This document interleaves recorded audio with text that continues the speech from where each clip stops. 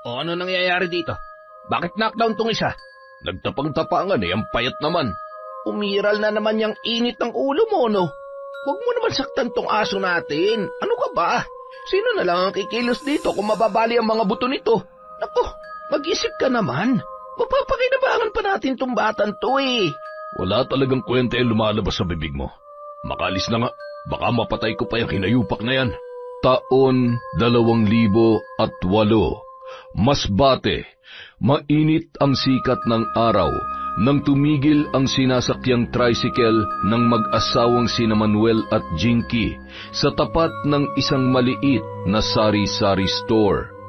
Bumaba sila doon, bitbit ang kanilang mga bagahe, at pagkatapos ay sinuyod ng tingin ang buong paligid. Saan ba banda rito ang bahay ng tiyahin mo, Manuel? Hindi ko rin alam eh. Matagal-tagal na rin kasi mula nung huli akong pumunta rito. Bukod pa ron, medyo malaki na rin ang pinagbago ng lugar, ng mga daanan, at higit sa lahat, dumami ng kabahayan. Pero huwag ka mag-alala, nag-reply na sa akin si Manang Inday. Pupuntahan niya raw tayo rito, kaya maghintay na lang muna tayo ng ilang minuto. Buti na lang may tiyahin ka na matutuluyan natin dito, no? Kung wala, baka magtitiis na naman tayo sa buwan ng upa. Tapos, kung hindi makakapagbayad, ipagtatatapon na naman ng landlady ang mga gamit natin sa kalsada. Ang masasabi ko lang, medyo maayos-ayos ang mga paupahan dito sa Masbate. Kumpara dun sa inupahan natin sa Siquijor. Bukod pa ron, mababait at mapapakiusapan ng mga tao rito. Kaya huwag kang mag-alala.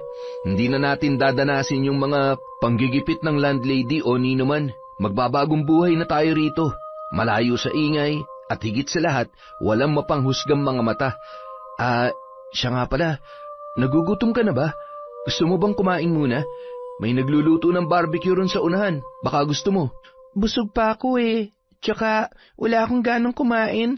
Medyo nahihilo pa kasi ako sa biyahe natin eh. Sigurado ka? Umupo ka na lang kaya muna rito. Ibibili kita ng candy para mawala na rin yung nararamdaman mong pagkahilo. Pinaupo ni Manuel si Jinky sa isang mahabang upuan sa gilid lamang ng tindahan, tsaka binilhan ng candy at tubig. Galing pa sila sa Siquijor, bumiyahe ng napakalayo para lang matakasan ang mapait nilang karanasan doon. Mga mapapait na alaala at higit sa lahat ang mapanghusgang mga mata. Napahinto sa pagtingin-tingin sa paligid ang dalawa nang mamataan ang isang matandang babae na kumakaway papalapit sa kanila. Nakasuot yon ng bulaklaking bestida habang bitbit ang mahabang sandok. Manuel, anak, ang laki-laki mo ng bata ka. Ikaw na ba yan, ha?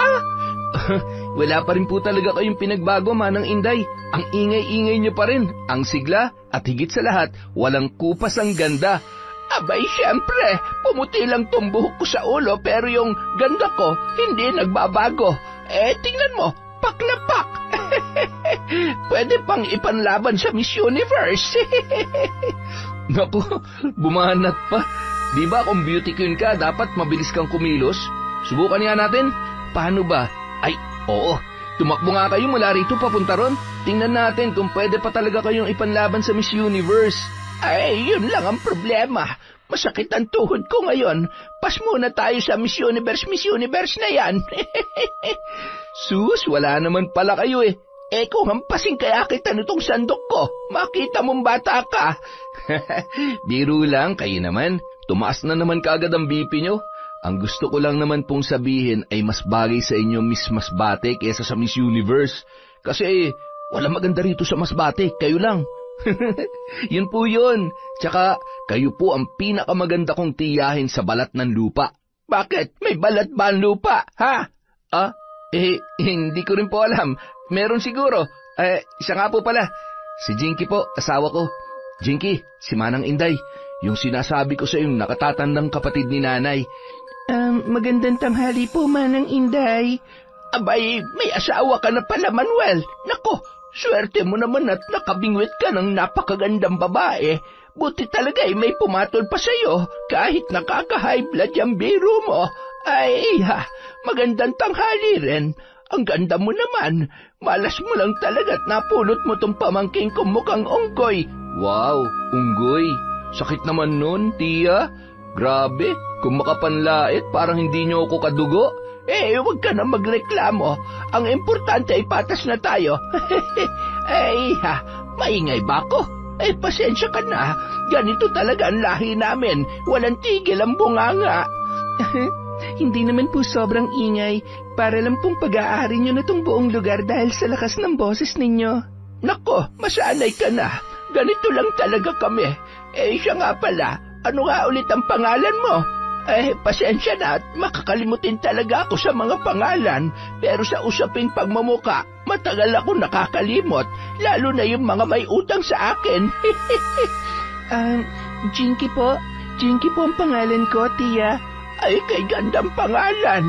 Bagay na bagay sa'yo, Jinky. Maganda talaga ang misis ko, Manang Inday.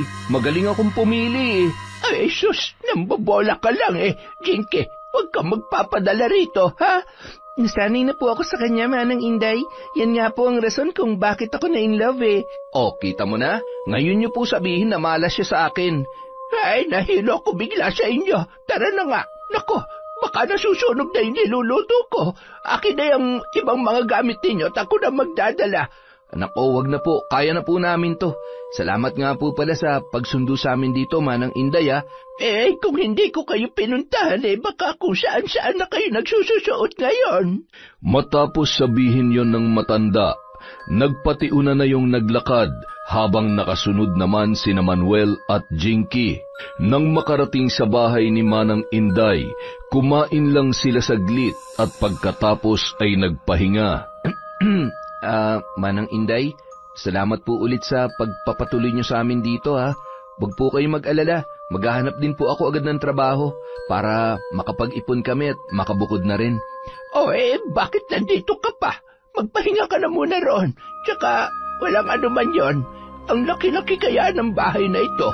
Bukod pa ron ay masayang-masaya ako dahil sa wakas ay may makakasama na ako dito. Basta, salamat po ulit. Hindi lang dahil sa pagpapatira nyo sa amin dito, kundi pati na rin sa pagtayo nyo bilang magulang sa akin. Mula nung mamatay sina nanay at tatay, hindi nyo ho ako pinabayaan. Wala naman akong gaanong ginagawa o naitutulong sa'yo. Meron po yung pangungumusta nyo sa akin at pagpapadala nyo minsan ng pera. Ay nako, matagal na yon. Pinata ka pa nga nung panahon na yun Nakakatampo pa rin talaga kasi hindi mo man lamang ako binalitaan na may asawa ka na pala. Sorry na po, Manang Inday. Nandito na nga po kami. Siya, sige. Ayos lamang yon. Siya nga pala. Ano palang rason at bakit nyo naisipang lumipat dito sa Masbate? Tsaka, hindi ko pa gaanong kilala yung si Jinky. Ano po kasi, basta mahirap po ang buhay dun Tungkol naman po kay Jinky, katulad ko, wala na rin po siyang mga magulang. Yung lola niya lang ang nagpalaki sa kanya. Kaso nga lang, namatay na po. 5 taon na nakalilipas. Hindi pa po kami mag-asawa nung mga panahon na yon. Ay, ganoon ba? Kawawa naman pala ang batang yon. Buti talaga naisipan niyang dumito sa atin sa Masbate. Sabi ko po, mas maganda kasi ang buhay dito kumpara doon. Pero, di pa rin talaga ako kumbinsido.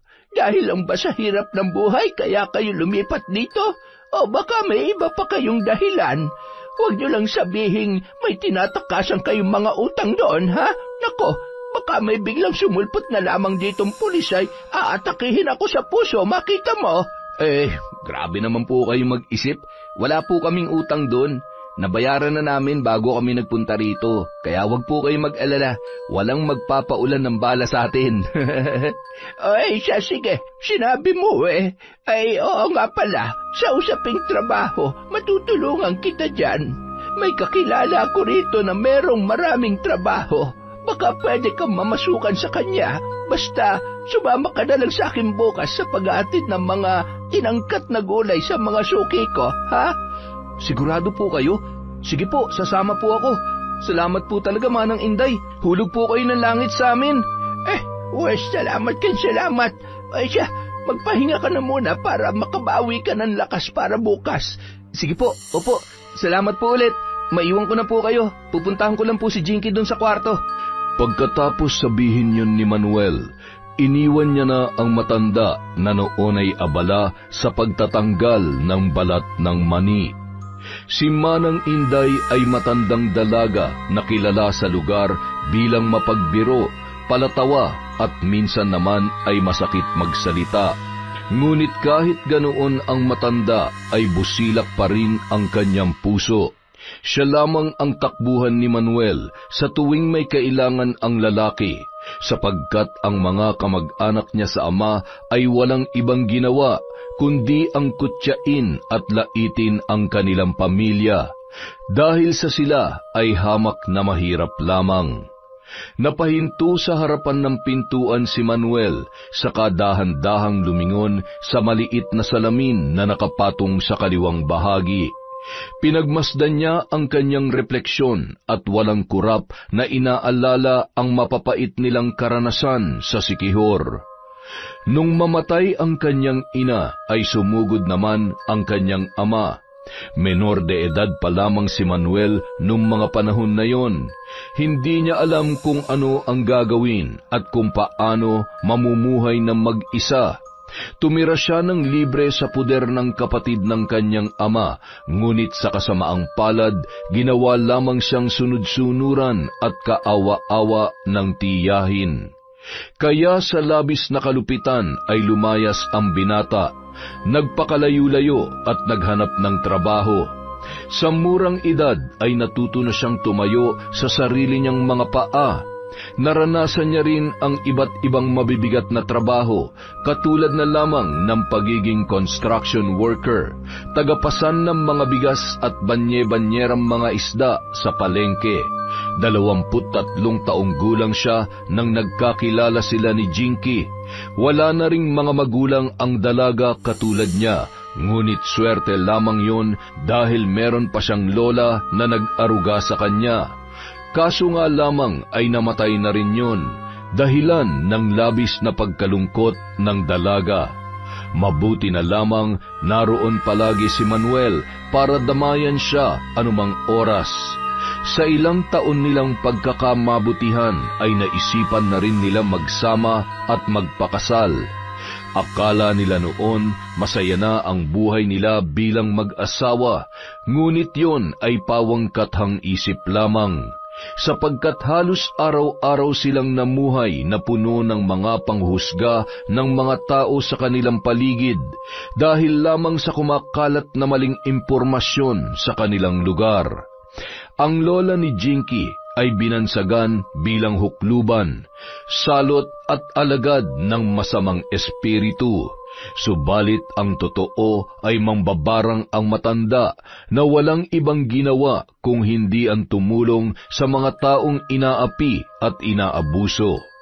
Ngunit sa mata ng mga taong hindi naniniwala, nagpakalat ang mga yon ng mga maling paratang at usapin, dahilan ng pagiging ilag ng mga tao sa maglola at maging kina Manuel at Jinky. Manuel? Hoy Manuel, ayos ka lang? Ha? Sorry, may iniisip lang ako. Sigurado ka? Kanina ka pa kasi tulala dyan sa harapan ng salamin eh. Ano, may problema ba? Naalala ko lang kasi yung mga naranasan natin dun sa Siquijor. Ano ka ba? Kalimutan na natin yon. Ang importante ngayon, malaya na tayong nakakakilos at gawin ang mga bagay na gusto natin. Hindi tulad nun na konting galaw lang, ginagawa na ng ibang interpretasyon ng mga tao. Hindi ko maiwasang maalala eh. Nagtanong kasi si Manang Inday tungkol sa kung bakit biglaan ang paglipat natin dito sa Masbate. Nagtanong din siya tungkol sa'yo. Oh, anong sagot mo? Sinabi mo bang ginigipit tayo ng mga tao rin sa Siquijor? Sinabi mo bang apo ko ng isang mambabarang? Hindi, wala akong sinabi sa kanya tungkol dyan. Tsaka, hindi ba nandito tayo para magbagong buhay at mamuhay ng payapa? Kaya, mas mabuting walang nakakaalam para iwas na rin sa tsismis. Ayos yan. Ay, siya nga pala, kailan ka maghahanap ng trabaho? Sabi sa akin ni Manang Inday, sasama raw ako sa kanya bukas dahil may kakilala raw siya na pwede kong pag-applyan ng trabaho. Sama rin ako. Pwede ba? Oo naman. O siya, ano, nagugutom ka na ba? Hindi, busog pa ako. Lumabas lang talaga ako para hanapin ka. Bigla ka na lang kasing nawala eh. Nakaidlip lang ako saglit. Pagmulat ko, wala ka na. Naku, namiss mo ba ako kaagad? Aminin mo. Baliw, nahabnay ka na namang kausap. Grabe, wala pa tayong isang araw rito, nahawa ka na kaagad kay Manang Inday. Sakit mo na rin magsalita. Biro lang naman yon. Ito talaga napaka-OA. I love you. Sus, may paila I love you pa. Pero tinawag naman akong OA. Pakis nga. Yun, tamis ah. I love you too. Basta wag ka ng loko-lokong kausap pa. Tara na sa loob, magpahinga na muna tayo. Pahinga talaga? Pagkatapos noon, nagpatiuna nang pumasok sa kwarto si Jinky, habang nakangisi naman si Manuel na nakasunod sa kanyang asawa. Sa balkonahe naman, nakangiting pinakikinggan ni Manang Inday ang biruan at tawanan ng dalawa. Masaya siya sapagkat may kasama na rin siya sa bahay at tila napawi na rin ang kanyang kalungkutan sa loob ng mahabang panahon. Kinabukasan, pagkatapos mag-almusal ay umalis na rin sina Manuel upang ihatid ang isang sako na naglalaman ng mga gulay na inangkat ng isa sa mga suki ni Manang Inday. Nang maihatid na nila yon, saka naman sila nagpunta sa kakilala ng matanda. Tao po! Tao po! Sherisko! Nandyan po ba kayo? Paulit-ulit na banggit ni Manang Inday, sabay pindot ng doorbell, habang sina Manuel at Jinky naman ay kamut-ulong naghihintay lamang sa isang gilid. Kanina pa po tayo. Baka wala pong tao, Manang. Balik na lang tayo bukas o di kaya ako na lang ang pupunta rito. Tutal, kabisado ko naman na po yung daan. Hindi. Maghintay lang muna tayo ng ilang minuto. Baka nandyan lamang siya sa loob. Hindi lang tayo naririnig. Nag-aalala lang naman po kasi ako sa inyo. Tingnan niyo po ang init-init tapos wala pa kayong tigil sa kakasigaw dyan. Baka kung mapano kayo, Manang Inday. Sus, sanay na ako sa init kaya tumahimik ka dyan. Magsasalita pa sana si Manuel, ngunit naagaw ang kanilang atensyon sa papalapit na sasakyan. Paulit-ulit yung bumubusina. Ilang minuto lang ay lumabas na sa kotseng yon ang isang matanda na nakasuot ng pormal na kasuotan habang nakangiti na lumapit sa kanila. Inday, anong ginagawa niyo rito? At saka, sino itong kasama mo? Pamangkin ko po, si Manuel at asawa niya si Jinky. Magandang araw po, sir.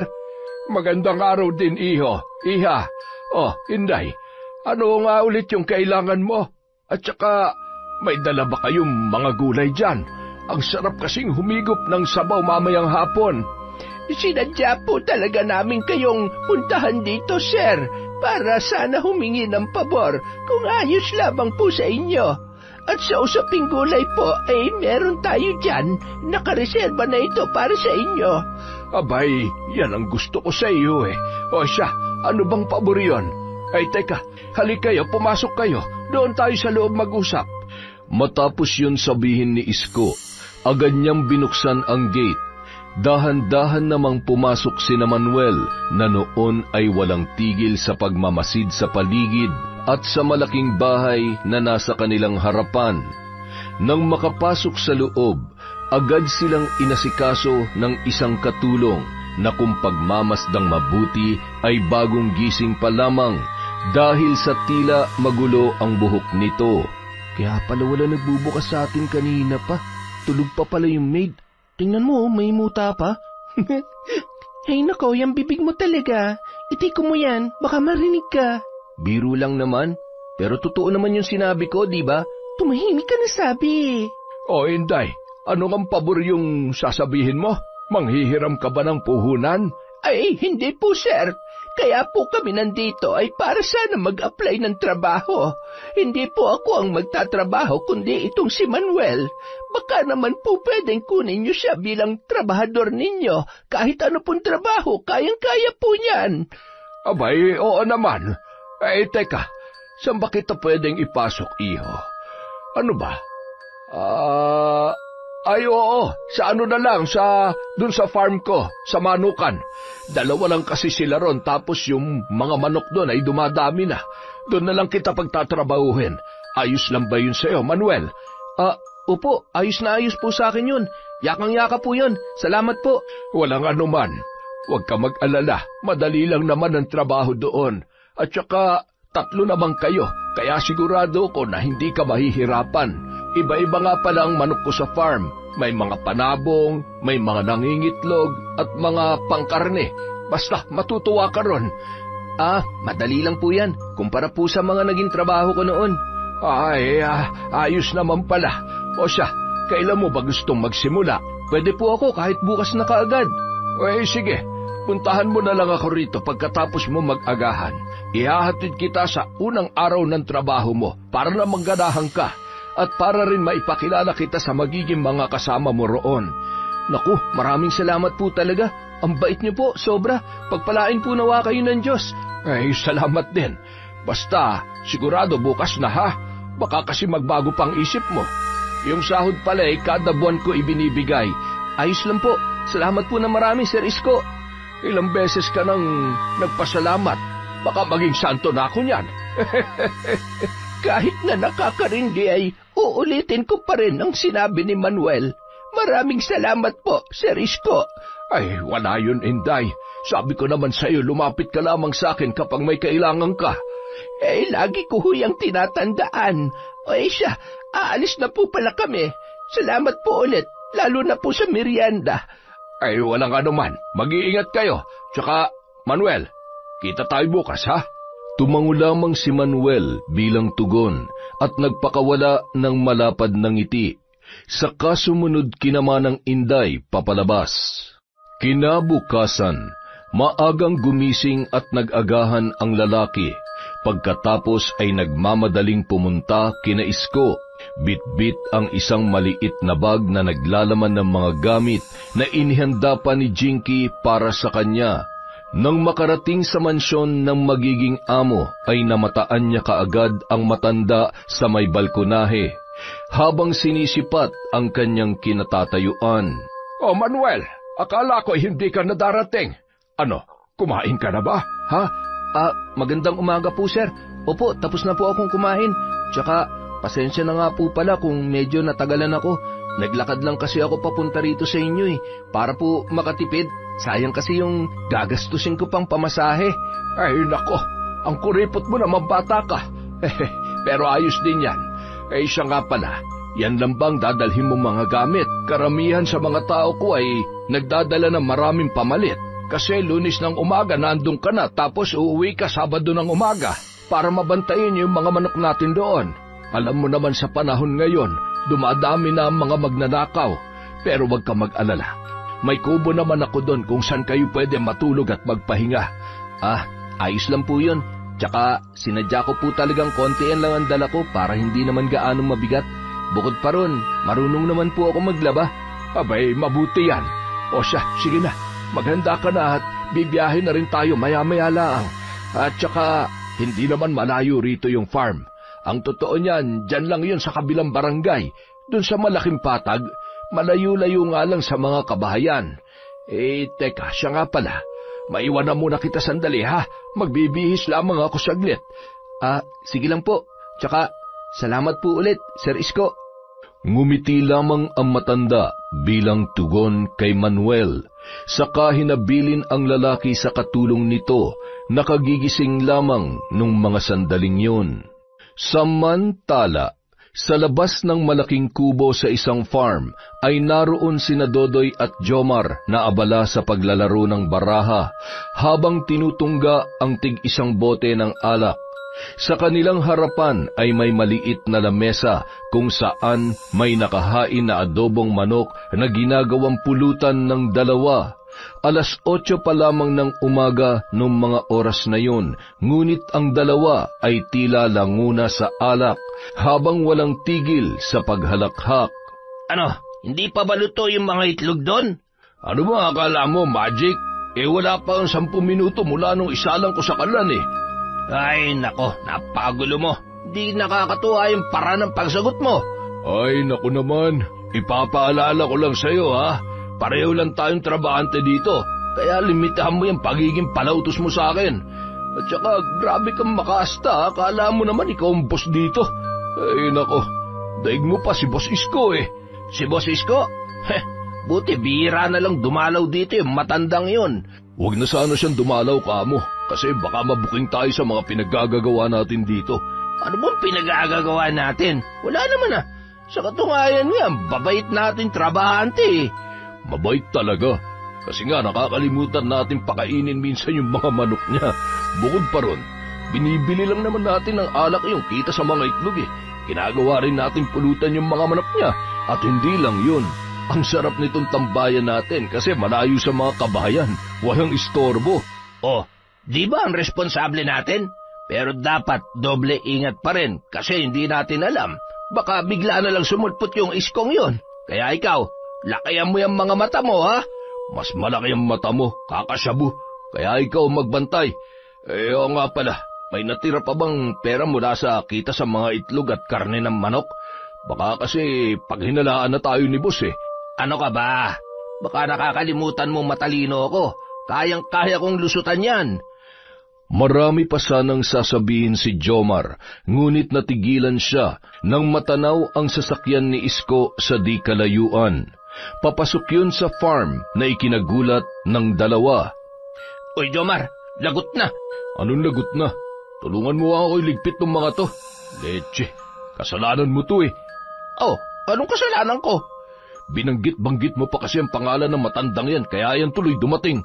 Malas, buwisit talaga. Eh, kasalanan ko ba na nagkatotoo? Itago mo nga to dun sa ilalim ng higaan. Dali na. Oh, eh, bakit ako? Dodoy naman, dali na. Ikaw na rito, ako naman nasasalubong kina Isko eh. Basta siguruhin mo na malinis dito ha. Tsaka yung mga itlog na niluto mo, itago mo rin. Madami pa naman yun. Eh, nako.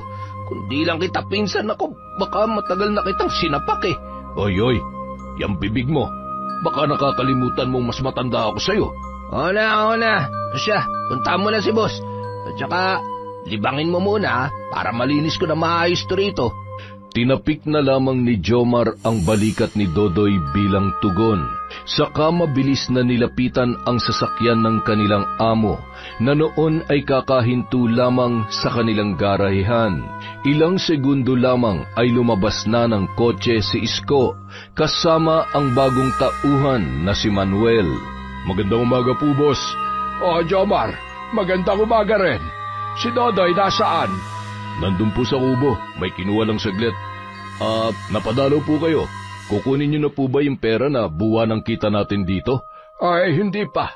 Nagpunta lang talaga ako rito para ipaalam at ipakilala sa inyo si Manuel, ang magiging bago niyong kasama. Nag-apply siya ng trabaho sa akin kahapon at naisip ko na dito ko na lamang siya ilagay para may katulong na kayo ni Dodoy. Ganun po ba? Mabuti naman po. Oo, siya Manuel. Siya si Jomar, ang magiging kasamahan mo rito. At saka, Jomar, siya naman si Manuel. Sana'y turuan mo siya ng mga gawain at pasikot-sikot dito, ha? Makakaasa po kayo, boss. Manuel, ilang taong ka na ba? 27 po, Manong. Ano ba yan? Anong Manong?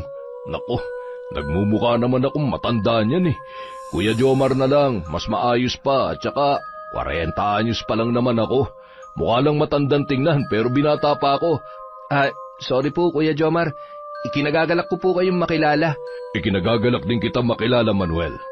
O siya, Jomar. Ikaw na ang bahala kay Manuel, ha? Huwag niyo siyang pabayaan dito. Makakaasa po kayo, boss. Mabuti. Sige na, aalis na ako. Hindi na ako magtatagal at meron pa akong kailangang asikasuhin. Sige po. Mag-iingat po kayo sa biyahe, boss.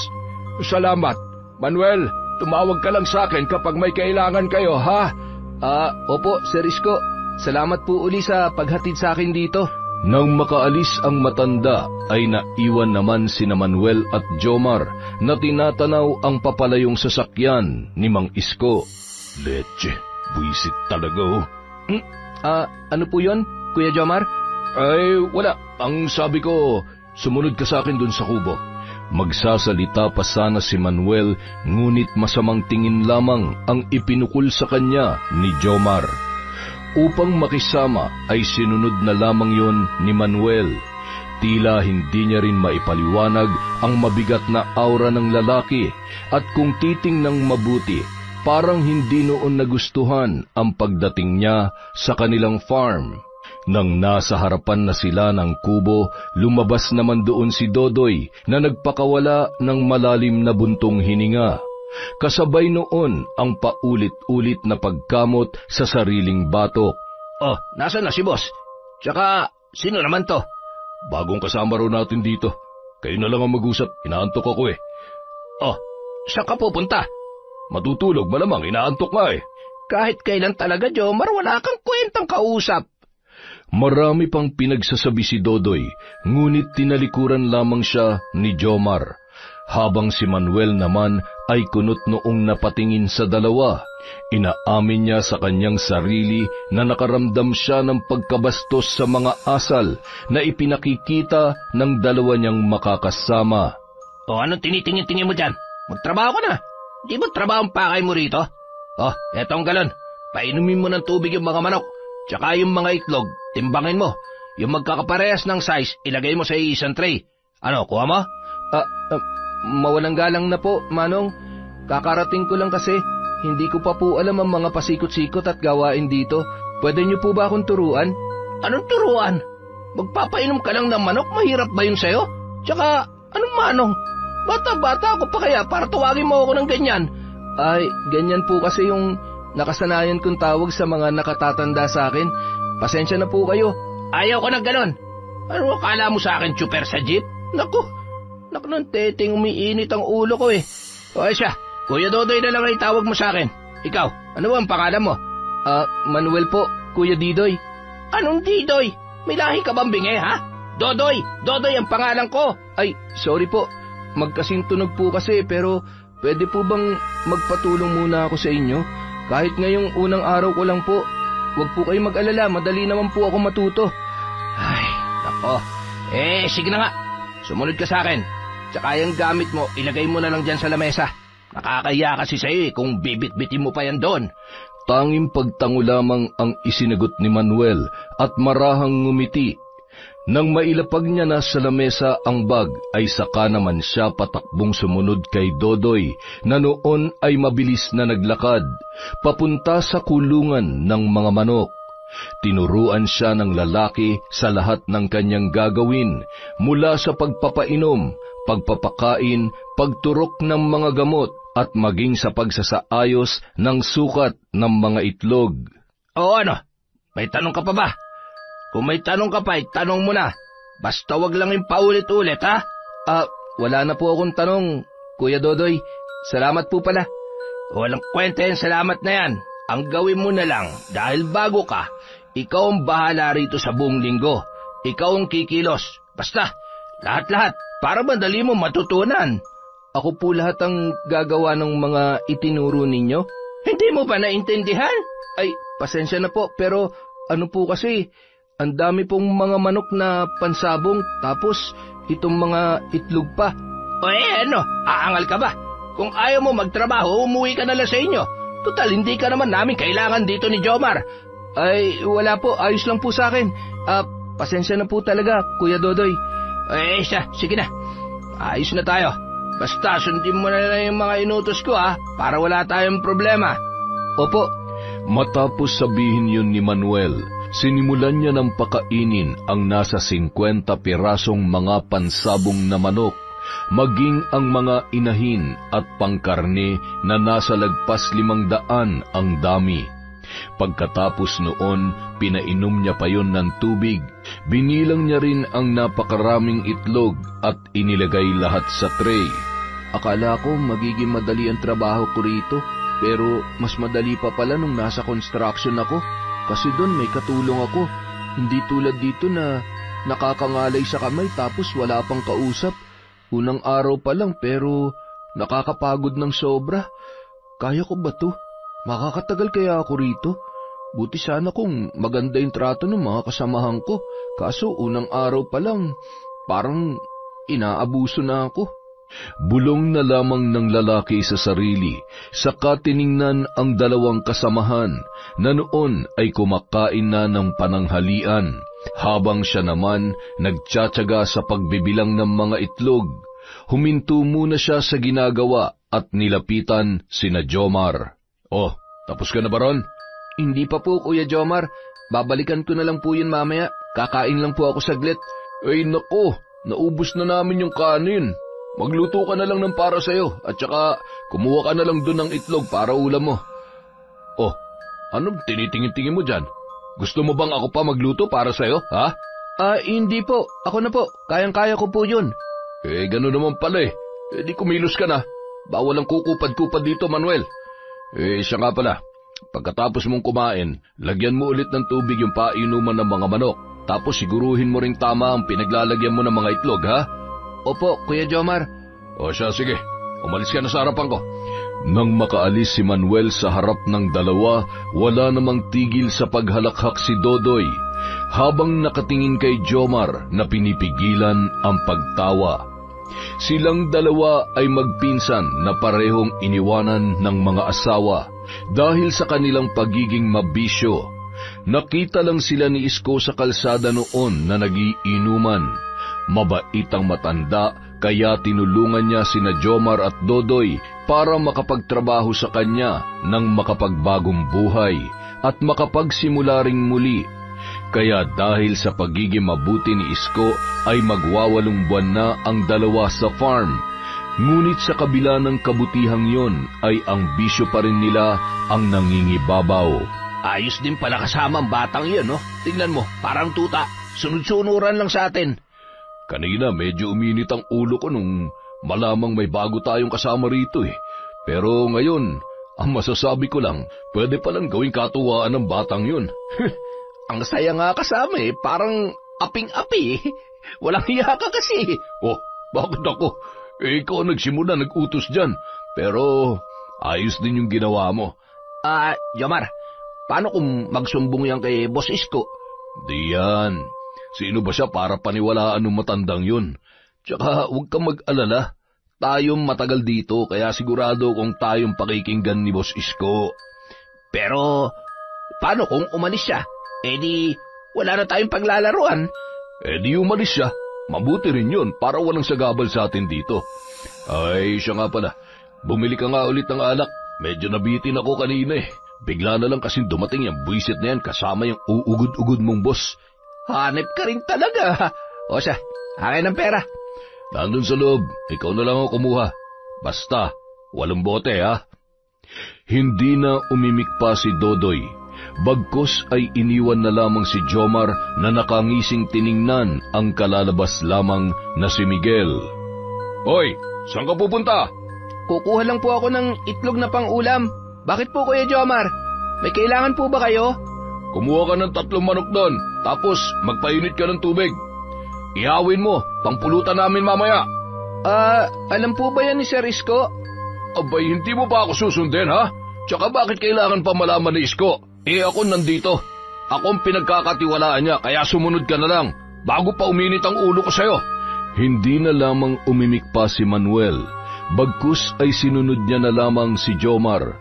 Pagkatapos niyang mananghalian ay sinimulan niya ng ihawin ang mga manok.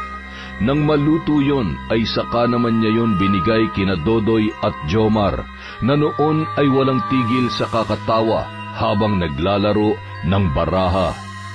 Sa mga lumipas na araw, ganun lamang ang gawain at pakikitungo ng dalawa kay Manuel. Inintindi na lamang yon ng lalaki dahil ayaw niyang magreklamo sapagkat malaking utang na loob para sa kanya ang pagpasok sa kanya ni Isko sa trabaho, maging kay Manang Inday na tumulong sa kanya. Ayos ka lang ba? Oo, ayos lang ako. Medyo masakit lang ang bintit balikat ko. Huwag ka nilang kaya munang pumunta sa farm ngayon. Magpahinga ka na muna rito. Hindi, kaya ko naman. Tsaka kailangan kong pumunta ron. Sayang naman, 2 linggo na lang matatanggap ko na yung unang sahod ko. Pwede naman sigurong mag-absent, Manuel. Sabihin na lang natin kay Sir Isko na hindi maganda ang pakiramdam mo. Jinky naman, Hindi ba sabi ko sa'yo, ayos lang ako? Nag-aalala lang naman ako sa'yo eh. Ayos lang ako. Sige na, alis na ako. I love you. Pagkatapos sabihin yun ni Manuel, nagmamadali na siyang sumakay ng tricycle papunta sa farm. Pagkarating niya roon, bumungad naman kaagad si Jomar na masamang-masama ang tingin sa kanya. Hoy, bakit ang tagal mo? Ano akala mo, boss ka rito? Pasensya na po Kuya Jomar. Pasensya, buwisit. O siya, pakainin mo na yung mga manok. Marami na ring itlog na kailangan kunin at ilagay sa tray, kaya bilisan mo ng kilos dyan. Hindi na lamang umimik pa si Manuel, bagkus ay sinunod niya na lamang ang lalaki. Ilang minuto ang lumipas ay dumating na si Dodoy, bitbit ang isang maliit na pakete. Inabot yon ng lalaki kay Jomar, saka tahimik na pumasok sa kubo. Kitang-kita yun ni Manuel, kung kaya't dahan-dahan siyang sumilip sa likurang bahagi ng kubo, kung saan may maliit na butas. Kitang-kita niya ng sandaling yon ang pinaggagawa ng dalawa, ang maraming foil sa sahig at ang mga maliliit na pakete ng ipinagbabawal na gamot. Dulot ng mga nasaksihan, mabilis siyang naglakad palayo roon at pilit na lamang itinuon ang atensyon sa kanyang ginagawa. Isang araw, inip na ako rito Ano bang pwedeng gawin? Psst, hoy, halika nga rito. Ano po yun, Kuya Jomar? Ipaganda mo nga ako ng tubig, maliligo ako. Tsaka, pagkatapos, ibili mo ako ng soft drinks. Bagong sahod ka, di ba? Kaya ilibre mo naman kami. Yun po ang problema. Naubos na kasi yung pera ko, pinambayad po sa kuryente. Jesus, nagpapalusot ka pa dyan. Dali na, imposible namang maubos yun sa kuryente lang. Huwag ka na maramot, hindi ko pa naman gusto yung ganyang ugali ng tao. Wala na nga po sabi. Aba, hoy, matapang ka na ba ngayon, ha? Kung upakan kaya kita dyan. Sige, upakan mo. Hindi ako natatakot sa'yo. Aba, malakas na ang loob mo, ha? Matapos sabihin yun ni Jomar, mabilis niyang pinagsusuntok si Manuel, dahilan ng pagbagsak noon sa lupa. Nang mga sandaling yun, kalalabas lamang ni Dodoy sa kubo, bagong gising at nagulat pa yon nang makita sina Manuel at Jomar. Oh, ano nangyayari dito? Bakit lockdown tong isa? Nagtapang-tapangan Ang payat-payat naman. Umiral na naman yung init ng ulo mo Huwag mo na masaktan tong aso natin. Ano ka ba? Sino na lang ang kikilos dito? Kumabali ang mga buto niyan, ha? Nako, mag-isip-isip ka naman. Mapapakinabangan pa natin tong batang to Wala talagang kwenta yung mga lumalabas sa bibig mo, no? Makalis na nga, baka mapatay ko pa yung hinayupak na yan. Siya, magpakalayo-layo ka na muna at magpakalma. Nang makaalis si Jomar, kunot noon namang sinuri ni Dodoy ang kalagayan ni Manuel. Hoy, gising ka ba? Hindi ka naman hinimatay, no? Kasi kita naman na mulat pa yung mga mata mo. Baka nahilo ka lang talaga sa lakas ng kabao ni Jomar. Ginalit mo pa kasi.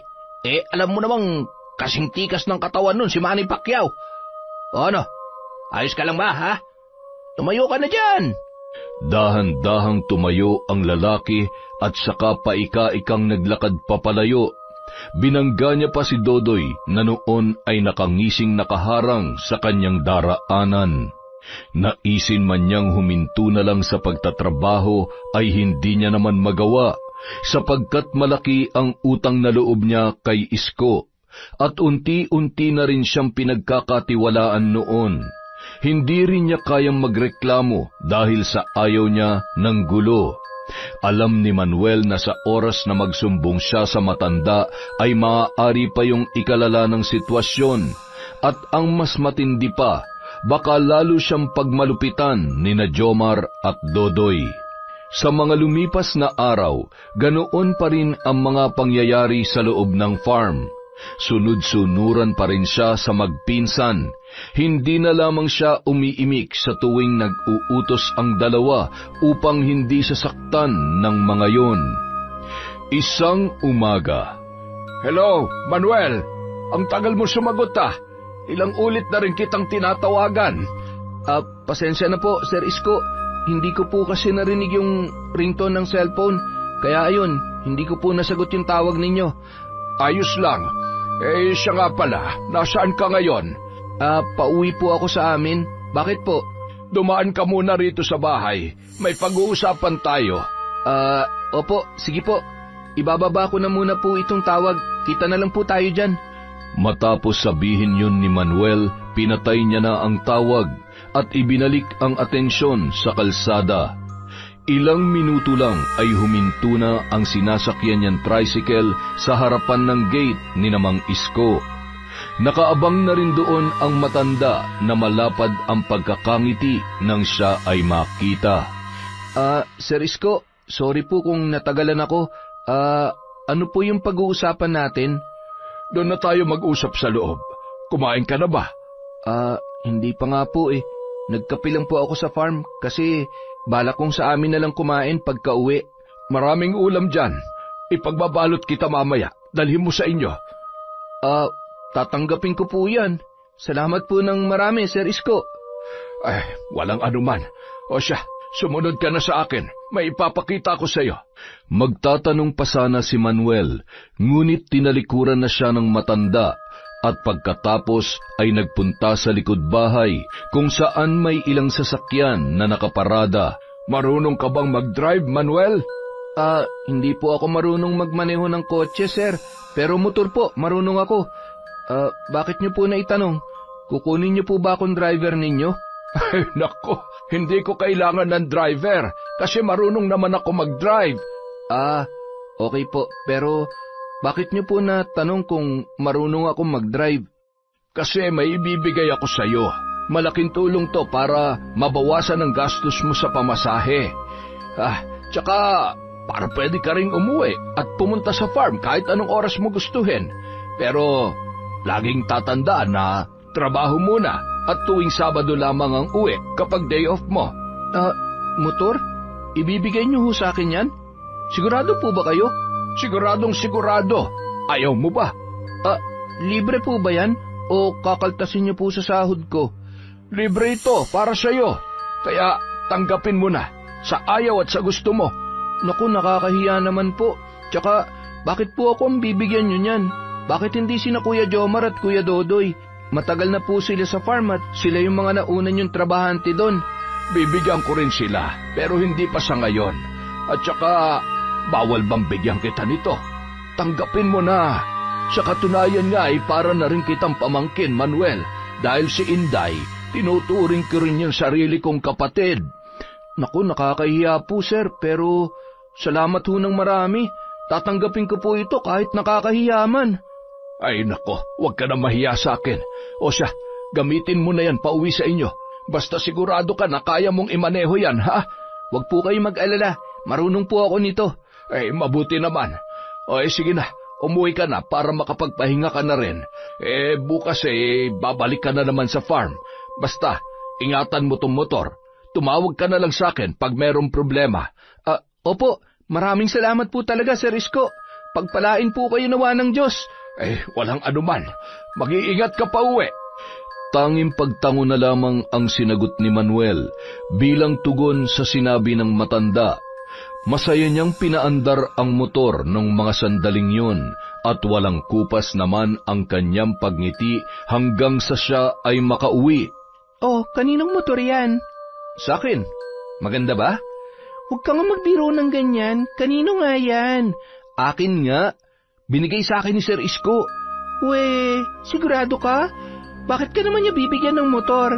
Para magamit ko. Papasok tsaka pauwi dito. Tsaka para makatipid daw ako sa pamasahe.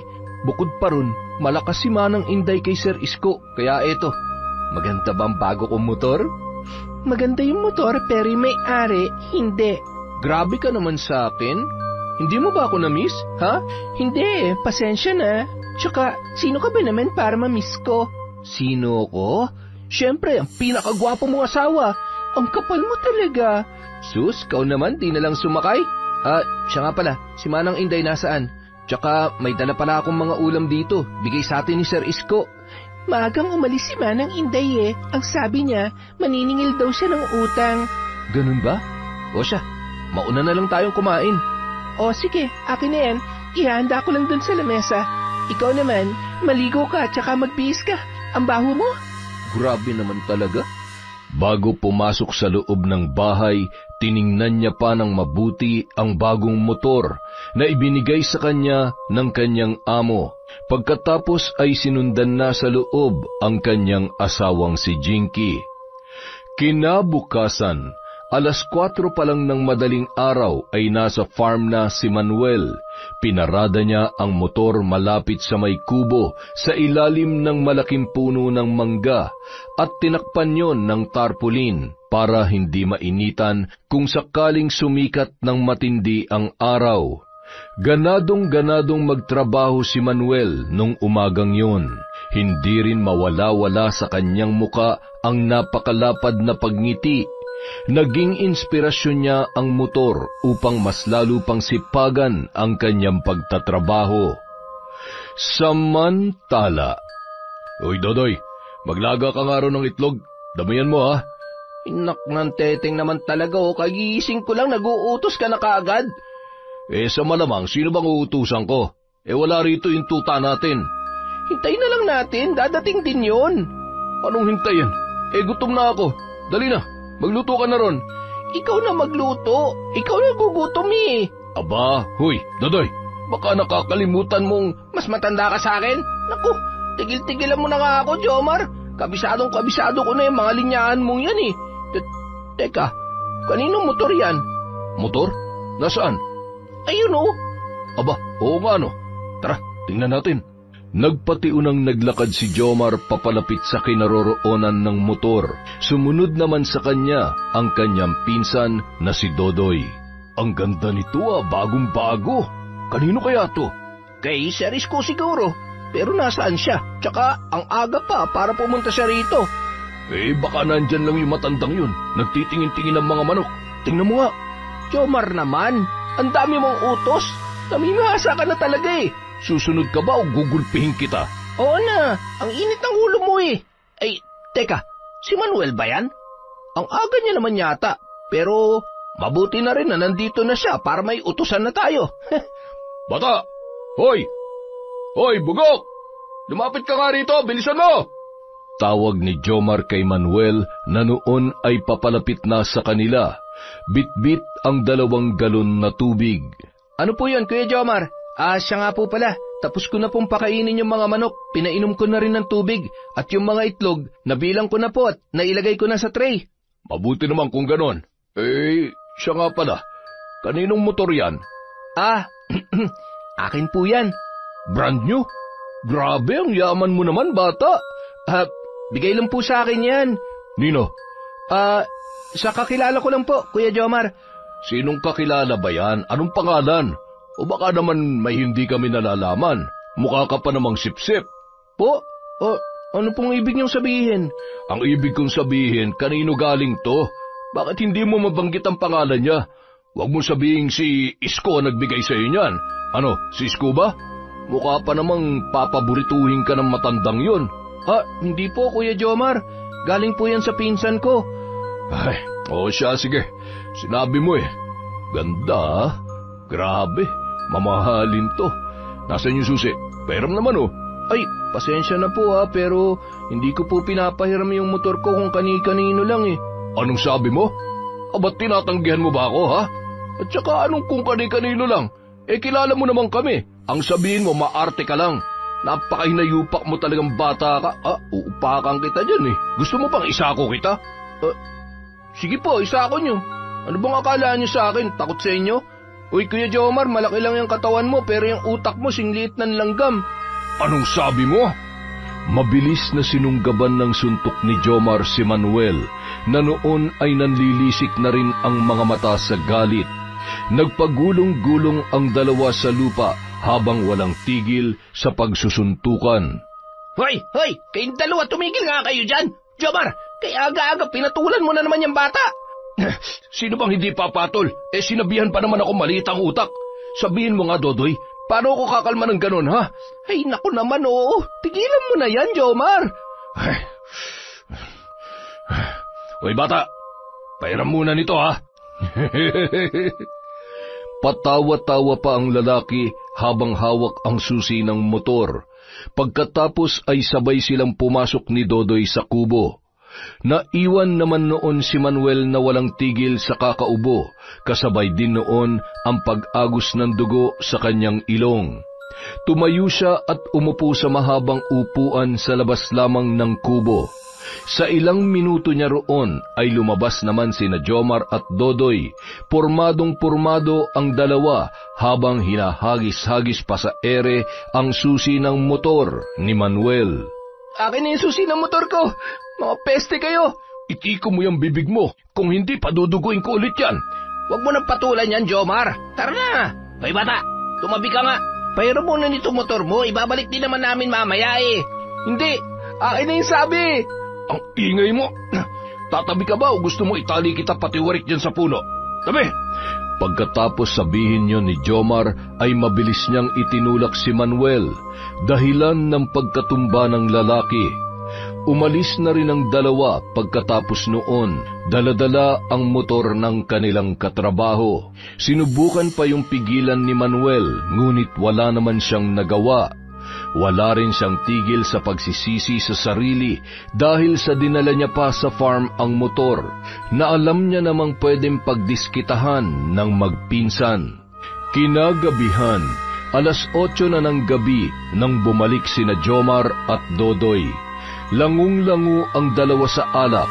Wala na rin sa ayos magpatakbo ng motor at ang mas malala pa na ikinagulat ni Manuel ay ang halos sira-sira ng harapan ng kanyang motorsiklo. Ano nangyari sa motor ko? Mga hayop talaga kayo. Yang hihiram na lang kayo pero kung makagamit kayo, wagas. Pwede ba tumahimik ka? Walang iya. Mapapatay na talaga kita eh. Eh di patayin mo. Hindi ako natatakot sa'yo. Puro ka lang daday. Tsaka, kung mamamatay man ako, sisiguruhin ko mumultuhin kita gabi-gabi hanggang sa mamatay ka sa takot. Anong sabi mo? Leche ka. Dahil lang sa motor mong ang pangit, nagkaganyan ka na? Napakatapang mo naman. Halika't subukan natin yung tapang mo. Tingnan ko kung makaparag ka pa, ha? Pagkatapos sabihin yon ni Jomar, agad-agad niyang hinablot si Manuel at pinagsusuntok. Sumali na rin si Dodoy na humahalakhak pa habang tumutungga ng alak. Hoy Dodoy, kumuha ka nga ng sako doon sa loob. Tsaka maghanap ka rin ng pantali para hindi na ito makawala pa. Ano? Papatayin mo talaga yan? Eh ano pa nga ba? Hinamon ako eh. Yan ang gusto ko sa'yo, pinsan eh. Wala kang kinatatakutan. Humahalakhak na pumasok sa kubo si Dodoy at ilang segundo lang ay lumabas ng muli. Bitbit ang sako at pantali. Pinagtulungan nilang igapos si Manuel na nung mga oras na yon ay nanghihina na.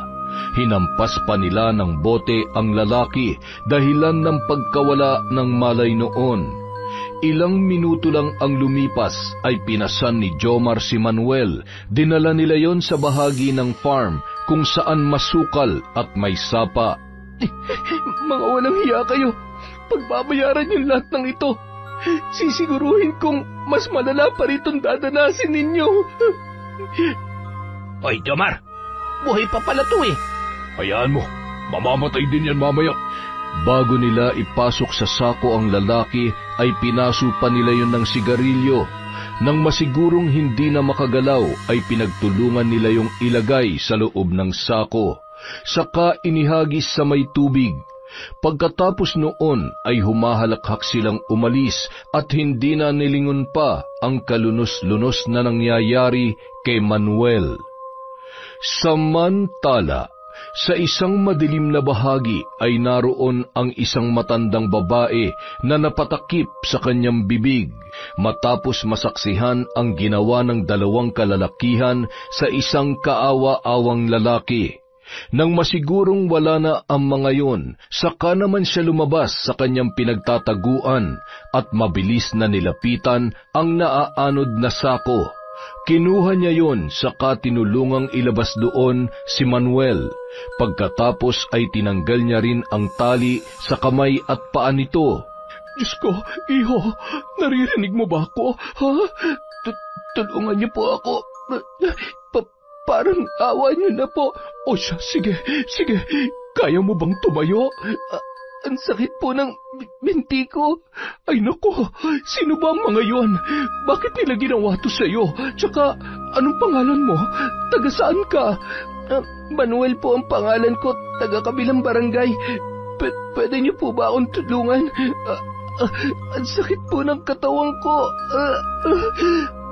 Inakay ng babae patayo si Manuel, saka yung dinala sa kanyang kubo sa di kalayuan. Ginamot, pinagpahinga at binihisan niya ang kaawa-awang lalaki. Kinabukasan, hapon na nang siya ay magising. Hindi niya maigalaw ng maayos ang katawan sapagkat marami yung sugat. Marami ring halamang gamot ang nakapatong doon. At ang mas ikinabahala niya ay ang tila pananakit ng kaliwang mata. Hindi niya maibukayon, dulot ng pagkakabugbog mula sa boteng inihampas sa kanya ni na Jomar at Dodoy. Oh, gising ka na pala. Mabuti naman. Ay nako, pinakaba mo ko kagabi, iho. Kayo po bang nagligtas sa akin? Oo, sa katunayan ay nandun ako kagabi dahil nangunguha ko ng mga kahoy na panggatong para ibenta ko. Tapos bigla ko na lamang narinig ang tawanan ng dalawang lalaki sa di kalayuan. Bihira lamang ang napapadpad doon. Kaya sa kuryosidad, sinundan ko kayo kagabi. Kaya ayun, nakita ko kung ano ang nangyari. Maraming salamat po. Kung hindi dahil sa inyo, baka bangkay na ako ngayon. Na nagpapalutang-lutang na lamang dun sa ilog. Walang anuman, iho. Maaari ko po bang malaman ang pangalan ninyo? Nora. Nora ang pangalan ko. Salamat po ulit, Ate Nora. Utang ko po sa inyong buhay ko.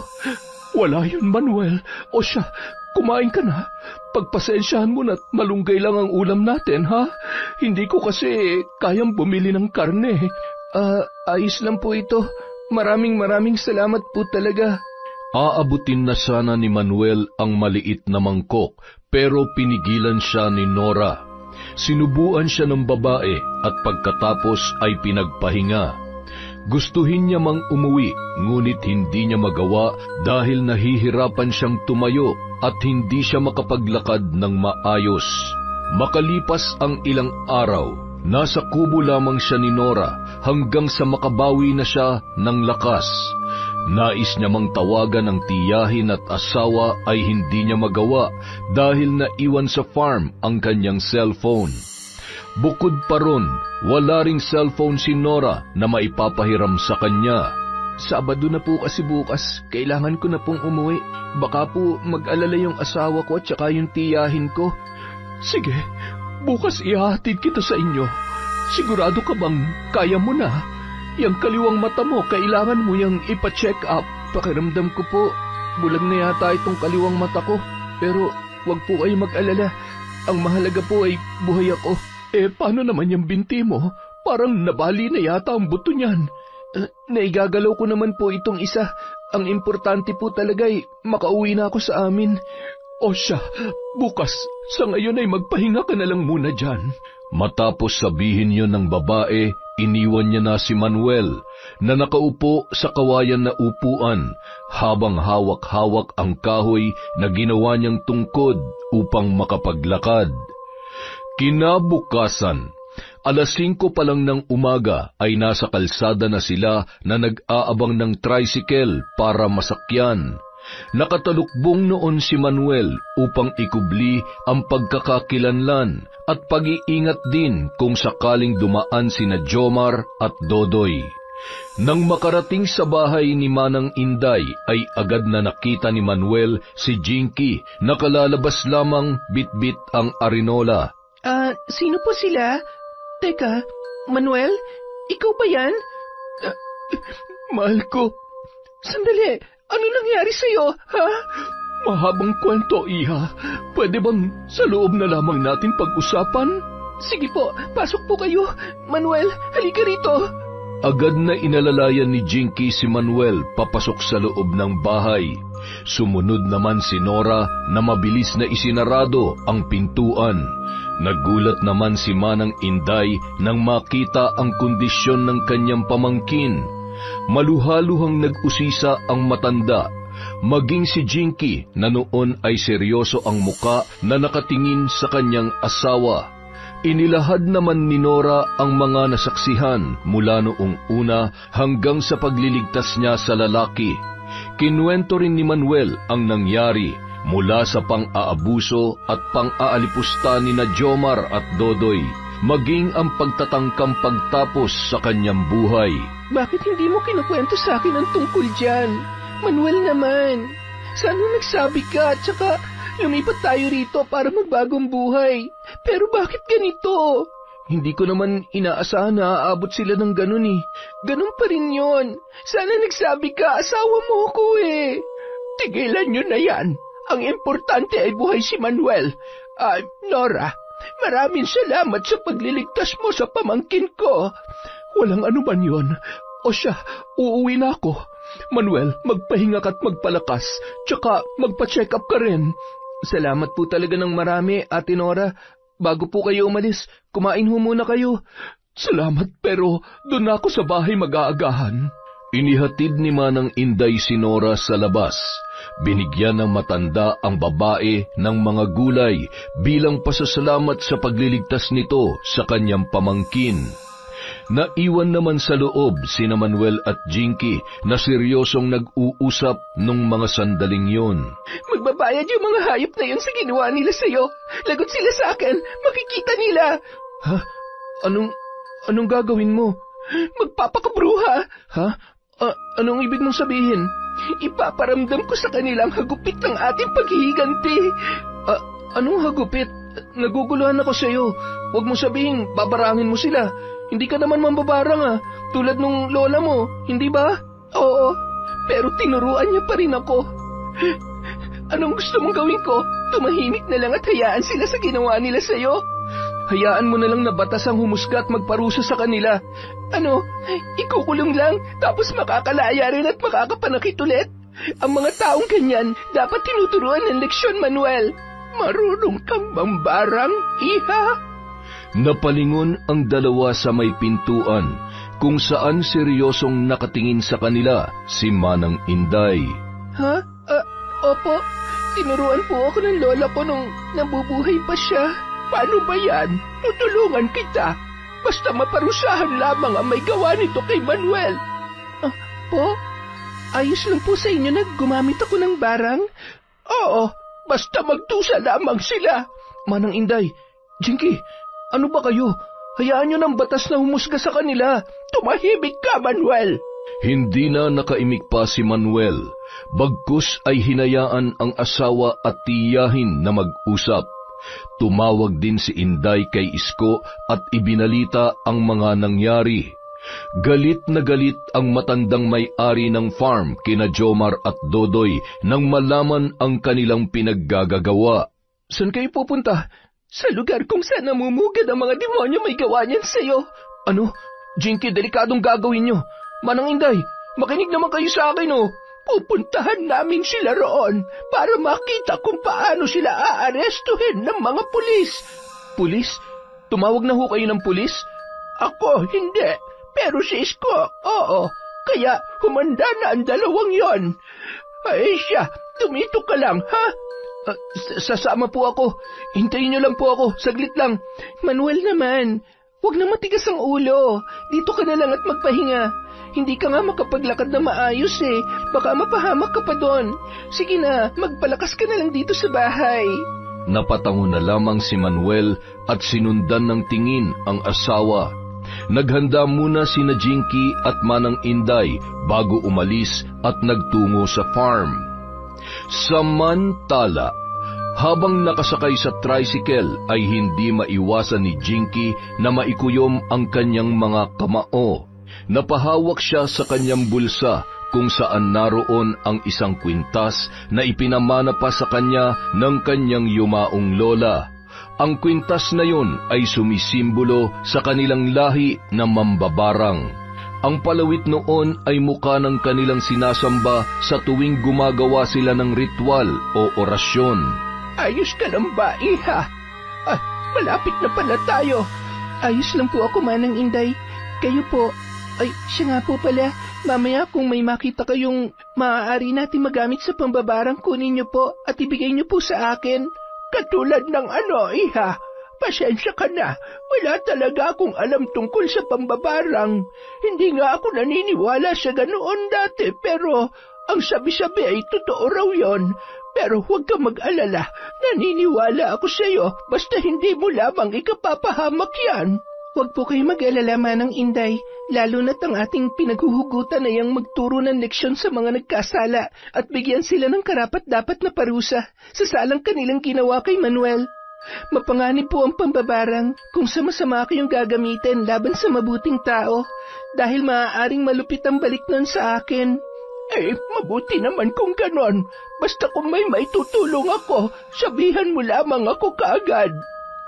Tanging pagtango lang ang isinagot ni Jinky bilang tugon sa matanda. Nang makarating na sila sa farm ay agad nilang inikot ang paningin at hinanap ang dalawang katrabaho ni Manuel na sina Jomar at Dodoy.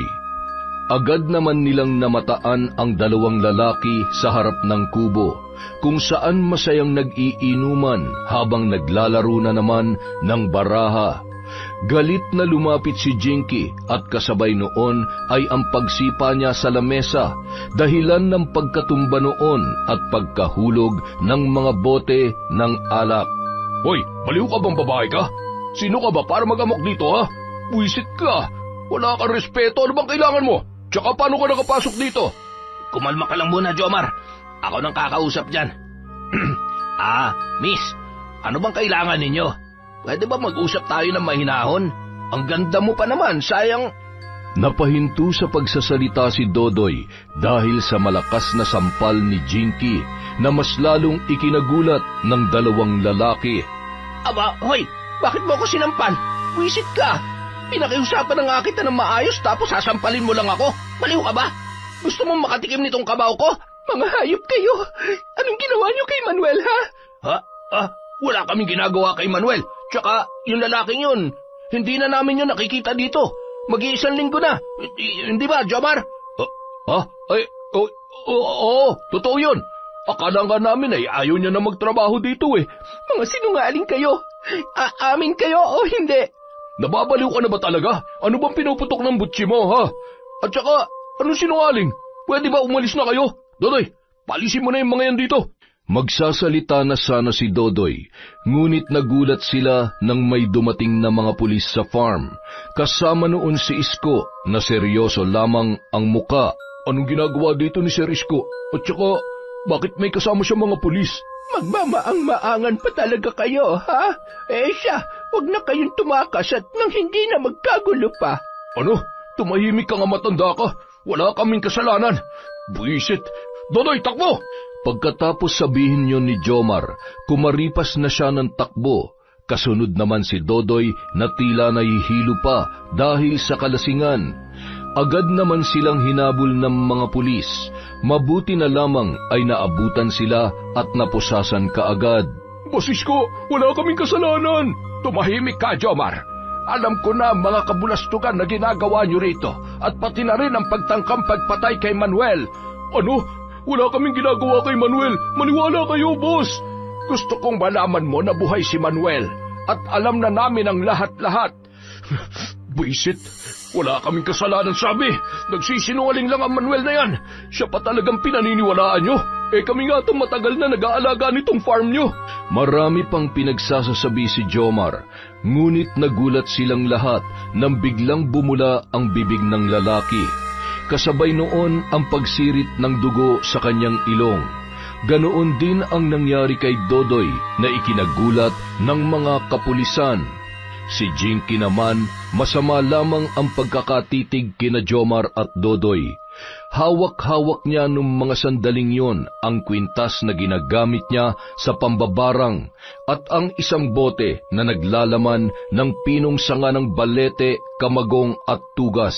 May binubulong din siyang orasyon habang pinaparusahan ang dalawang lalaki gamit ang kanyang paningin, na noon ay may lumalabas na rin na dugo sa kanilang bibig. Ilang minuto lang ay isinaboy ni Jinky ang lahat ng laman ng bote. Pagbagsak ng mga yon sa lupa ay biglang umihip ang malamig at malakas na hangin. Sige na, dalhin nyo na ang mga yan. Pagkatapos sabihin nyo ni Isko ay hinatak na ng mga pulis sina Jomar at Dodoy na ng mga sandaling yon ay nanlaban pa at pilit na kumakawala. Dahil sa pinaggagawa nila ay naiwan ng dalawa ang kanilang mga tsinelas na kinuha ni Manang Inday at inilagay agad sa bag. Si Jinky naman, kinuha ang 2 damit na nakapatong sa magkabilang upuan na sa tingin niya ay pagmamay-ari ng 2 lalaki. Itinago niya rin yon at isinilid sa plastik na kanyang daladala. Hinuli na sila. Ligtas na kayo, ganoon din si Manuel. Marami pong salamat, Sir Isko. Walang anuman yon, Inday. At saka, hindi lang naman tungkol to kay Manuel, kundi pati na rin sa kasakiman ni na Jomar at Dodoy sa pangangalaga nila rito sa farm. Tama po kayo dyan, Sir Isko. Ay, siya nga po pala. Pwede po ba ako ulit humingi ng pabor sa inyo? Ay, sige lang. Ano ba yon? Medyo nahihirapan po kasi si Manuel sa paglalakad. Yung kaliwa naman niyang mata ay hindi na naibubuka. Tapos yung katawan niya puno ng mga paso ng sigarilyo at mga pasa. Pwede po bang dalhin niyo siya sa ospital? Ay, mabutit sinabi mo kaagad yan. O siya, sige, tara na. Sumakay na kayo sa kotse para mas madali tayong makarating sa inyo. Nang makarating sila sa bahay, nadatnan nila si Manuel na nakaupo sa mahabang upuan sa labas. Nakayukuyon na tila iniinda ang pananakit sa tagiliran at maging ang mga braso na nagdudugo pa. Nagmamadali nilang dinala yon sa pinakamalapit na ospital at ipinagamot. Jinky, iha, ayos ka lang ba? Halika rito. Ayos lang po ako, Manang Inday. Nakakalungkot lang po talagang isipin na muntikan na mawala sa atin si Manuel. Ay, maging ako man ay nag-aalala, pero ang importante ngayon, siya ay ligtas na. Siya nga pala, ako na magbabantay sa kanya rito. Umuwi ka muna sa bahay. Hindi ba't parurusa mo pa yung 2 hayop na yon na siyang may gawa nito sa asawa mo? Hindi na po ako makapaghintay na magdusa sila, Manang Inday. Ikaw ba ang may gawa ng pagsusuka nila kanina ng dugo? Opo, ako po. Pero patikim pa lamang yon. Dahil mamayang gabi, sisiguruhin kong mas matindi pa ron ang dadanasin nila. Pagkatapos nilang mag-usap, umalis na agad si Jinky. Nagmamadali siyang umuwi at inihanda ang mga gamit sa pambabarang, maging ang kahon na naglalaman ng mga gamit na ipinamana sa kanya ng kanyang lola. Binuksan niya yon at inilatag sa sahig upang sa ganon ay maihanda na niya sa gagawing ritual. Kinagabihan, eksaktong 6:00, nasa loob ng madilim na kwarto si Jinky. Nakaluhod sa gitna ng mga kandilang kanyang sinindihan, habang sa kanyang harapan naman ay naroon ang isang santo na gawa sa kahoy. Nagsimula sa kanyang pag-oorasyon ang babae. Tumigil lamang siya pagsapit ng eksaktong 12:00 ng gabi, kung saan mas klaro ang liwanag ng dilaw na buwan. Nang maupos ang mga kandila ay naging madilim sa buong silid. Tanging ang sinag lamang ng buwan na tumatago sa bintana ang kanyang nagsisilbing ilaw. Kinuha niya ang tsinelas at damit na pagmamay-ari ng 2 tao na kanyang babarangin. Inilagay niya yon sa loob ng palanggana kung saan maraming halamang herbal at mga kahoy na katulad ng balete. Binuhusan din niya yon ng 2 bote ng langis na halos 3 dekada na ang tagal ng pagkakaburo. Walang tigil sa pagsasambit ng sagradong orasyon ang babae, habang sinasaboy ang mga dinikdik na pukyutan, garapata at putakti, maging ang kuko ng mga manok ay kanyang inihalo doon. Pagsapit ng 3:00 ng madaling araw, sinindihan ni Jinky ang laman ng palanggana. Nagdulot yon ng mahinang pagliyab. Unti-unti ring tinupok ng apoy ang damit at tsinelas na naroon na ikinangisi lamang ng babae. Nilagay niya rin ang papel na may pangalan nina Jomar at Dodoy, kasabay ng pagsambit ng mga salita na tanging siya lamang ang nakakaunawa. Samantala, sa kulungan, walang tigil sa pagmumura si Jomar habang sinusuntok ang pader. Insan naman eh. Ano ka ba? Umupo ka nga rito. Kagabi ka pa ganyan, nakakahilo na. Tumahimik ka dyan kung ayaw mong suntukin kita. Leche talagang buhay to. Buisit. Hindi naman natin alam na may sapusa palang buhay ng Manuel na yun. Sana tinalian na lang natin yun ng lubid sa liig, tsaka pinalambitin sa puno ng mangga. Ang sakit ng lalamunan ko. Jomar! Hindi ako makahiga. Ha? Ang init ng katawan ko at saka ng binti ko. Parang may kuryente. Ang sakit. Jomar, tulungan mo ako. Agad na nilapitan ni Jomar si Dodoy na nung mga sandaling yon ay may lumalabas ng dugo sa kanyang bibig, kasabay ang tila pagsusugat ng kanyang balat, na kalaunan ay may nagsilabasang nana na may halong maliliit na garapata. Nagulat na lang sila nang bigla na lang mabali ang binti ng lalaki. Ah! Dodoy, hoy, ano pa nangyayari sa'yo? Mabilis na tumayo si Jomar at tinawag ang mga pulis para sabihin ang nangyayari. Ipinaalam ang kalagayan ng kanyang pinsan na nung mga sandaling yon ay bigla na lamang bumulwak ang itim na likido mula sa kanyang bibig. Ilang sandali pa, binawian na ng buhay ang lalaki na ikinagulat ng lahat ng naroroon. Teka, saan niyo siya dadalhin? Sasama ako, pinsan ko yan. Hoy, palabasin niyo ako rito! Kahit anong pagpupumilit ni Jomar, hindi siya pinagbigyan ng mga pulis. Bagkus ay itinulak lamang siya ng mga yon pabalik sa kulungan. Makalipas ang 3 oras, mula nang ilabas ang bangkay ni Dodoy ay bigla namang nakaramdam ng panghihilo si Jomar. Unti-unti rin siyang nakaranas ng pananakit ng balat, dulot ng tila hindi maipaliwanag na pagkalmot ng kung anong hayop sa kanyang katawan. Nakaramdam din siya ng tila pamamaga ng kanyang paa. Nagkaroon yon ng bukol na pumutok din at kalaunan ay may lumabas na kulay itim na malapot na likido.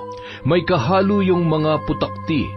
Nakahiga lamang siya sa sahig at nagmamakaawa sa mga kasamahan sa kulungan na siya ay tulungan. Ngunit nagbingi-bingihan lamang ang mga yon at nagbulag-bulagan sa kanilang nasasaksihan. Aray, ang kate, ano to, pakiyutan? Hoy, tulungan niyo ako, mga buwisit kayo! Humalakhak lamang ang mga nakakakita sa kanya, sapagkat wala namang kung anong hayop o insekto doon na katulad ng kanyang binabanggit. Sa mga lumipas na oras, parang lantang gulay na si Jomar, nakahiga sa sahig habang naliligo sa sarili niyang pawis at nana.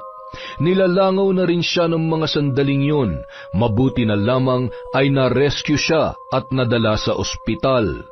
Nung araw ding yon, pinutol ng doktor ang mga binti ng lalaki upang hindi na lumala at kumalat ang impeksyon. Ang ikinakasama ng loob ni Jomar ay ang unti-unting panlalabo ng kanyang paningin at sa lumipas na mga araw, tuluyan na siyang nabulag.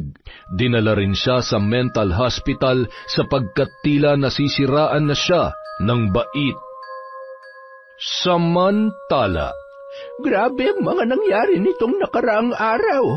Hindi pa rin ako makapaniwalang namatay sa barang ang Dodoy. Teka, Dodoy nga ba yun? Basta, grabe. Ang lupit mo, Jinky. Tapos yung isa ay nawalan na ng ganang mabuhay dun sa mental. Hindi po ganun ang iniisip ko magiging kapalaran nila. Ngunit ang barang na po ang kusang gumawa ng paraan na siyang nagdikta ng sasapitin nilang dalawa. Masakit man hong isipin pero yun po ang pasya ng tadhana. Ang mga taong may dalisay na puso lamang ang makakaligtas sa barang ko, Manang Inday. At sa tingin ko, ang kabusilakan ng puso, hindi nananahan sa kanilang kalooban, kaya sinapit nila mapait na pangyayaring yon. Kinakabahan ako sa kakayahan mo, Mambarang Iha. natatakot ako na baka ikapahamak mo yan kapag pinagpatuloy mo pa. Hindi ko ho ito gagamitin sa kasamaan. Sa tuwing kakailanganin lang po talaga. At saka, wag po kayo mag-alala. Ibabaon ko na ang kalamang ito sa limot upang wala na masawi pa. Ay, siya nga po pala. Dadalhin ko lang po itong lugaw kay Manuel dun sa kwarto. Maiwan ko po muna kayo, Manang Inday. Tanging pagtango lamang ang itinugon ng matanda kay Jinky, kasabay ng pagtapik sa balikat ng babae. Nabulag ang kaliwang mata ni Manuel at hindi na rin siya nakalakad pa. Kung kailangan niyan lumabas at maglibot-libot ay gumagamit siya ng wheelchair bilang gabay. Mapait din ang sinapit ng lalaki dahil sa ginawang panggugulpi sa kanya ni na Jomar at Dodoy. Nagdulot din ng kapighatian sa kanya ang kawalan ng kakayahang makapaglakad. Ngunit sa tulong ng kanyang asawa at tiyahin, siya ay nagpapakatatag at lumalaban. Si Jinky binigyan ng puhunan ni Isko para makapagpatayo ng negosyo tulad ng sari-sari store. Dahil doon, may napagkukunan ng pangangailangan sa pang-araw-araw na buhay ang kanilang pamilya. Yon! Isa na naman pong malupit na kwento mula sa Kwentong Enteng. Magandang umaga po sa inyong lahat. Sana po ay nasa mabuti tayong kalagayan.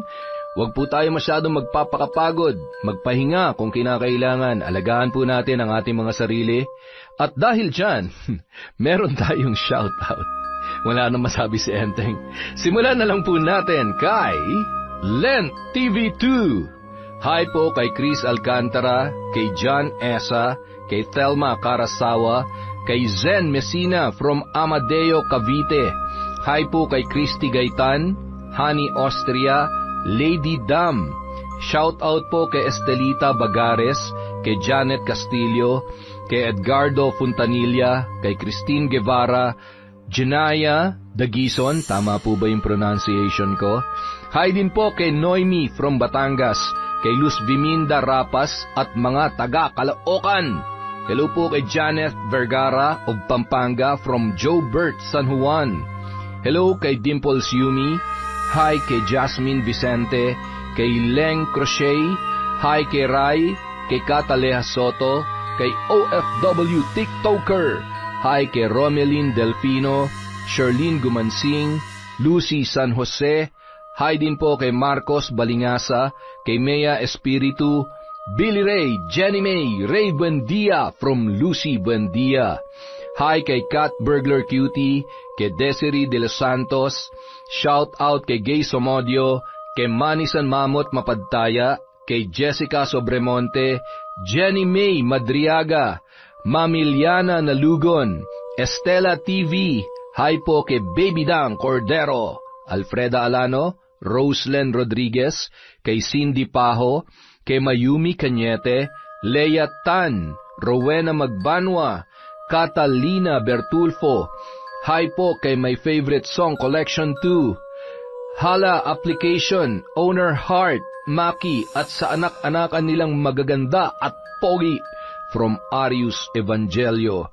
Hi din po kay Gab Marco Balisbis, kay Febe Ranyada, Margie Banosong, Monica Nieves, Ami Biray, kay Yasmin Bautista, kay Roda, kay Jeneline Jacobe, kay Julieta Guevara, kay Renz Jamir Apollo. Hi din po kay Janice Delphine Ramirez, kay Sheila Banjola, kay Betty Velasco, kay Mayan Colyantes at kay Len Elizaga. Kung hindi ko po kayo nabanggit, may bukas, may isa-isang araw pa po tayo. Maraming salamat po mula sa Kwentong Enteng.